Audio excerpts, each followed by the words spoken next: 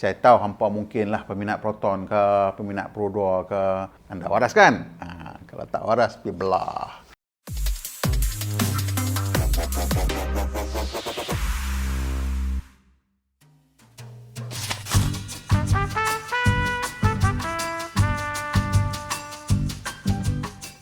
Nih, minggu ni kita nak cerita pasal keluarga lah. Kita nak cerita pasal kereta keluarga. Jadi kat Malaysia ni, kita ni kalau boleh sebenarnya nak bawa balik bas balik kampung. Pakat hangkut lebih kalau boleh. Jadi antara kereta yang popular ialah kereta-kereta yang mempunyai 7 tempat duduk. Jadi sebelum musim-musim SUV ni, dulu yang popular ialah MPV lah. Jadi MPV, antara MPV yang pertama yang popular di Malaysia ni ialah Pro 2 Alza dan kemudian Proton Exora. Jadi dua ni ialah MPV tempatan yang paling popular sekarang lah. Pro 2 Alza ni masih lagi laku juga dapat kata dalam 2000 unit sebulan tak lari ya. Untuk Exora tu tak sangat, mungkin 500-600 unit sebulan, tapi ini masih lagi dua produk kereta keluarga yang paling popular di Malaysia. Jadi kita tengok macam mana dia stack up against one another. Jadi kita nak tengok perbandingan kos servis antara Proton Exora dengan Pro 2 Alza. Jadi saya nak peringatlah saya tahu hampa mungkinlah peminat Proton ke, peminat Pro 2 ke. Walaupun kita minat tarang mana pun, kita buka lah minda kita, kita dengar lah orang cerita apa yang elok, apa yang tak elok. Kita boleh setuju ataupun tak setuju, tapi kita jangan marah. Itu tanda kita dah semakin matang dan boleh berfikir secara waras. Anda waras kan? Kalau tak waras, pergi belah. Jadi, bila dapat kereta, 1000 km pertama ni nak peringat kat hampa lah. 1000 km pertama tu ialah orang panggil apa? Running in period. Maksud running in period tu ialah apa? Jadi bila kereta ni baru sampai pada kilang, memanglah kita kata semua benda perfect. Tapi juga masa dia buat enjin tu, kadang-kadang ada serbuk besi yang masuk ke dalam minyak, ada dalam sebelah piston, dia melekat kan benda tu. Pasal bila dia machining semua ada minyak, kadang-kadang minyak tu dia melekat-lekat serbuk-serbuk besi. Jadi untuk 1000 km pertama ni, apa yang perlu berlaku ialah kita kena bagi running in. Maksudnya saya punya piston ring dengan cylinder bore dia nak kena seated. Maksudnya dia nak kena ngam lah, dia nak kena berkawan elok-elok, bagi dia tak bergoyang, bagi dia jalan elok aja. Jadi masa saya 1000 km pertama tu jugalah, masa itulah minyak enjin tu nak cuci segala serbuk-serbuk besi tadi tu. Jadi dua benda kena berlaku. Dia kena seating the piston ring dengan cylinder bore, nak cuci habuk-habuk besi tu. Dan jadi pada masa 1000 km pertama tu jangan bawa laju-laju. Kalau tak tahu tanya salesman. Kalau rajin baca buku manual dia nanti habaq. Selalunya dia tak bagi lebih daripada mungkin 3000 RPM ke. Macam itulah dia dah cakap bagi tahu dalam buku manual anda.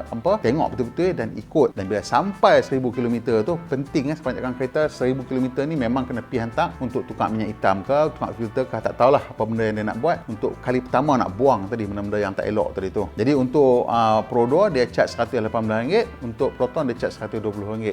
Yang itu kena pergi buat, lepas tu baru kita ikut setiap 10,000 km. Jadi kita mulakan dengan 10,000 km. Jadi untuk Pro 2 Alza ini kita kira untuk automatic transmission dan di Semenanjung Malaysia. Kita tengok harga nak bagi sama lah. Jadi kalau hampa tengok di Malaysia Timur, harga dia akan lebih sikit lah. Lebih tak banyak lah. Mungkin dalam RM10-15 macam tu. Dia apa-apa harga kat sini, kat Malaysia Timur dia akan lebih sikit. Tapi kita tengok perbezaan lah mana lebih tinggi antara Alza dengan Exora. Dia untuk 10,000 km, kita tengok dia punya penukaran barang-barang dia sama lah. Minyak enjin, filter, drain plug. So, untuk Pro 2 Alza, dia punya kos dia ialah RM116.70. Jadi untuk Proton Exora pula dia lebih RM2, RM120.91.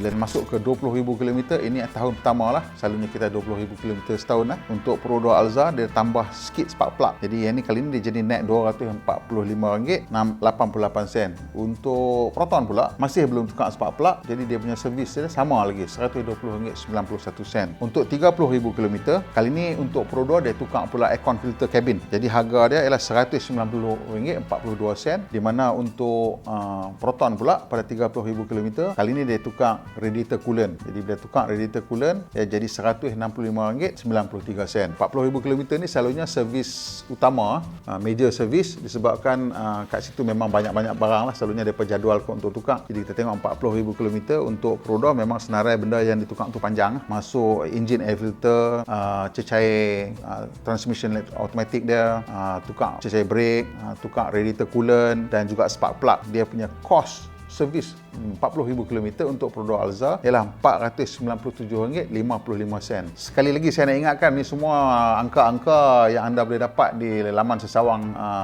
manufacturer. Ini bukan saya cakap, ni kita hanya sekadar nak membandingkan, dan juga nak diingatkan bahawa ini hanyalah kos-kos peralatan ataupun selenggara yang berjadual. Maksudnya benda-benda macam timing belt, macam fan belt, itu semua tak ada dalam ni. Kadang-kadang benda tu setengah orang dia punya wear and tear dia lebih daripada yang lain. Lampu, mentol tu berbeza-beza, brake pad semua tak ada dalam ni. So, yang itu semua kena pergi tengoklah dekat dia orang punya laman sawang dapat tengok berapa senarai harga untuk tahu kos sepenuhnya. Jadi untuk Proton pula 40,000 km, yang tambahan ditukar ialah cecair brake dan cecair steering kuasa. Jadi dia punya kos hanya RM191.44 kalau berbanding dengan Pro 2 tadi RM497. 50 dan 70 km untuk Pro 2 dia sama, standard service RM161.97. Jadi untuk Proton untuk 50,000 km dia tukar air filter. Jadi tambah sikit daripada yang biasa 120 tu jadi RM152.71. Jadi untuk 60,000 ni ialah satu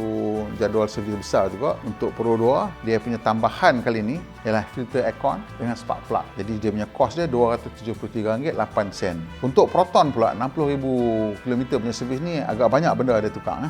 Jadi kali ni dia tukar cecair radiator, penapis minyak, cecair kotak gear automatik 5 liter, juga penapis cecair transmission automatik. Jadi kat situ dia punya jumlah akhir dia untuk 60,000 km ialah RM551.51. Jadi untuk 70,000 km tadi kita tengok Pro 2 dia punya 70,000 km dia sama dengan 50,000 km iaitu RM161.74. Untuk Proton pula untuk 70,000 km dia tukar spark plug tambahan dia.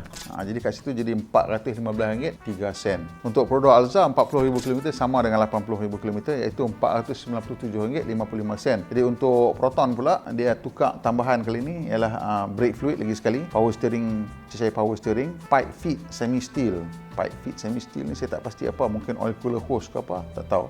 Hose oil return RM24.79, clip RM34.40. So kat situ RM299, di mana Pro 2 punya ialah RM497. Ada dua lagi, RM90,000 dan RM100,000. RM90,000 ni Pro 2 punya sama dengan RM30,000 tadi, harga dia RM190.42. Lebih kurang macam basic service. Jadi untuk Proton pun nampak macam standard service kecuali dia tukar radiator coolant. Kerap juga dapat tukar radiator coolant ni. Yang ni RM165.93. Dan untuk 100,000 km yang terakhir 5 tahun 100,000 km untuk Pro 2 tukar spark plug lagi sekali tambahan dah. Jadi dia punya jumlah dia adalah RM245.88. Untuk Proton tambahan dia ialah penapis udara, accessories belt, jadi jumlah dia RM234.04. So dia punya total lah jumlah keseluruhan kos selenggara sepanjang 5 tahun iaitu daripada 0 sampai 100,000 km. Untuk Pro 2 RM3,220.54 dan untuk Exora ni pula RM2,487.92. Jadi sekali lagi kita nak ingatkan bahawa kos servis ni dia tak campur dengan kos benda-benda yang kita tak dijadualkan lah. Benda macam brake pad ke, hose yang pecah ke, ataupun apa-apalah kan, kita tak tahu. Jadi itu kena pergi tengok sendiri. Tapi kalau mengikut jadual dan hanya benda-benda yang dijadualkan perlu ditukar, memang ada kelebihan sikit dekat Proton sebanyak lebih kurang dalam RM800 untuk tempoh 5 tahun tersebut. Jadi untuk Proton lebih kurang dalam RM500 setahun, di mana untuk Alza ni pula lebih kurang dalam RM600 setahun dia punya kos servis dia.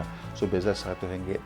Tapi saya rasa itu salah satu saja faktor. Ada faktor-faktor lain lagi juga. Sebagai contohnya, Exora tu lebih besar, jadi kalau keluarga lebih besar memang terpaksalah beli Exora, walaupun kalau kita tengok mungkin dari segi kos bahan api mungkin kena dia lebih sikit lah, tapi dan again body besar kan, nampak macam mana, kena bayar lebih sikit lah. So kat situlah kita tengok sebenarnya kos-kos selenggara kereta ni dia agak kompetitif dan sesuai dengan keperluan lah. Jadi kita tengok kereta yang lebih besar selalunya dia punya servis lebih mahal. Jadi itu yang kita kena ingatkan bila kita nak beli kereta-kereta ni semua. Yang paling penting beli kereta kena disiplin. Disiplin tentang selenggaraan ni adalah satu yang sangat penting, bukan saja untuk mengelakkan kereta tu rosak tepi jalan, tetapi ia juga mengurangkan risiko bahaya. Jadi kena ingatlah, kenderaan ini atau kereta yang kita beli ni adalah benda ataupun produk yang paling kompleks yang dihasilkan oleh manusia dan dijual secara massal.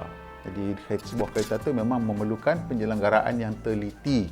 Jangan malas, servis ikut jadual. Okey, homework kita macam biasa, tekan butang like, kongsi dengan kawan-kawan. Siapa yang belum subscribe tu tekan subscribe, yang tak mau subscribe tekan butang loceng. Macam mana? Boleh? Okey, apapun kita jumpa lagi minggu depan.